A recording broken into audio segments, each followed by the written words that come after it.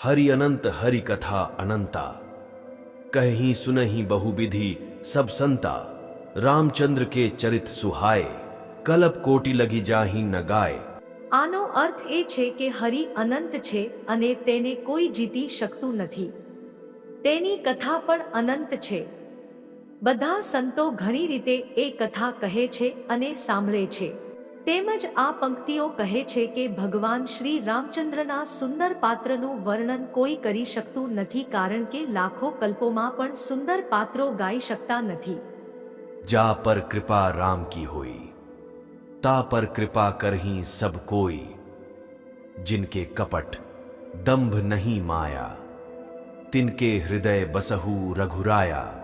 મતલબ કે જેને ભગવાન શ્રી રામના આશીર્વાદ મળે છે તેમને કોઈ સાંસારિક દુઃખ સ્પર્શી શકતું નથી.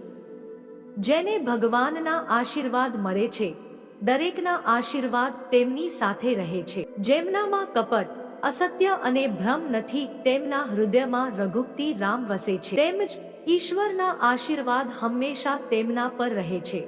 अगुण सगुण गुण मंदिर सुंदर, भ्रम तम प्रबल प्रताप दिवाकर। काम क्रोध मद गज पंचानन, बसहु निरंतर जन मन कानन। એનો અર્થ હે ગુણોના મંદિર, તમે સગુણ અને નિર્ગુણ બંને છો. આપનો પરમ પ્રતાપી સૂર્યના પ્રકાશની જેમ વાસના, ક્રોધ, અભિમાન અને અજ્ઞાનના અંધકારનો નાશ કરે છે. તમે હંમેશા તમારા ભક્તોના મનના વનમાં નિવાસ કરવાના છો.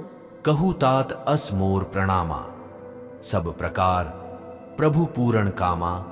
दीन दयाल बिरदु संभारी, हरहु नाथ मम संकट भारी।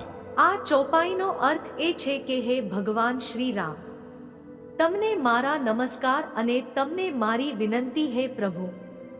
જો તમે દરેક રીતે પૂર્ણ છો એટલે કે તમારામાં કોઈ પ્રકારની ઈચ્છા નથી, તો પણ ગરીબો અને પીડિતો પર દયા કરવી એ તમારો સ્વભાવ છે.